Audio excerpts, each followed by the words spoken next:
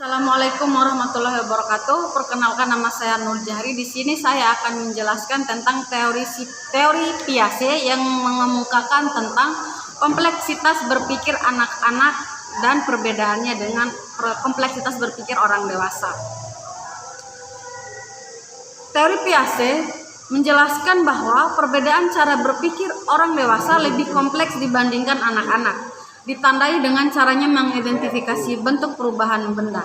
Pada anak-anak ditemukan belum bisa menentukan perubahan-perubahan yang signifikan karena perbedaan kompleksitas berpikir. Nah, yang jadi pertanyaan saya, bagaimana sih bentuk kompleksitas berpikir anak-anak dan dewasa itu? Nah, kompleksitas berpikir orang dewasa menurut Piaget berkembang secara bertahap atau ada beberapa periode. Anak-anak memperoleh pengetahuannya secara aktif tentang dunia dan keterlibatannya atau hubungan langsung. Pada periode perkembangan yang berbeda, anak-anak mempunyai kemampuan berinteraksi yang berbeda pula dan akhirnya memiliki pengetahuan yang berbeda juga. Selain itu, Piaget beranggapan bahwa sejak lahir bayi telah mempunyai sistem yang secara terus-menerus mencari dan memberi tanggapan terhadap suatu rangsangan, dan dengan melakukan hal tersebut secara terus-menerus akan membentuk suatu kebiasaan dan kemampuan. Sistem tersebut pada mulanya terbatas pada kebiasaan yang memerlukan tanggapan yang mudah seperti menghisap dan menangkap. Tetapi secara terus-menerus kebiasaan-kebiasaan ini akan berkembang menjadi lebih kompleks dan lebih terkoordinasi dan lebih mempunyai tujuan. Proses yang menyebabkan terjadinya hal tersebut dikenal sebagai adaptasi. Nah, adaptasi menurut Piaget bisa terjadi apabila melalui dua proses penting yang disebut sebagai proses asimilasi dan akomodasi. Proses asimilasi yaitu membuat tanggapan terhadap hal-hal yang sudah diperoleh, sedangkan akomodasi adalah modifikasi atau penyesuaian dari suatu tanggapan. Dengan kata lain, mengasimilasi adalah memberikan tanggapan berdasarkan informasi atau pengetahuan yang telah ada, dan yang sering mengabaikan beberapa aspek dari keadaan dengan tujuan untuk memberikan konfirmasi kepada aspek-aspek sistem mental anak. Nah, sedangkan mengakomodasi adalah memberikan tanggapan kepada karakteristik atau gejala yang berasal dari luar. Sebagai akibatnya akan terjadi perubahan-perubahan pada sistem mental anak. Nah, pada teori Piaget mengemukakan bahwa proses kompleksitas berpikir anak juga terjadi pada 4 tahapan. Yang pertama, tahap sensor motorik yang ditandai dengan usia 0 sampai 18 tahun. Yang namanya sensor motorik yaitu anak-anak hanya pada batasan pengetahuan gerak benda, mengikuti gerak, dan belum memperoleh bahasa.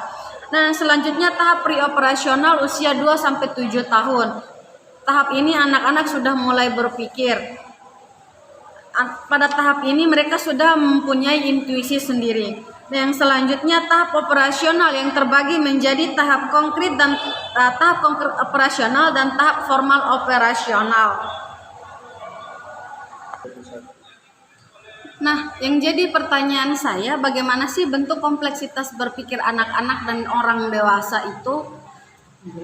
Jean Piaget melakukan uji coba pada anak-anak bahwa anak-anak kita tunjukkan gelas yang berisi air dingin dan mereka memperhatikan gelas tersebut. Dengan demikian anak-anak akan kita beri pertanyaan bahwa dari mana dan kenapa ada titik-titik air di atas permukaan gelas air dingin tadi. Nah, anak-anak akan menjawab bahwa gelas itu punya lubang yang kecil sehingga titik-titik air ada di permukaan gelas. Begitulah kompleksitas berpikir anak dan orang dewasa. Nah, nyatanya air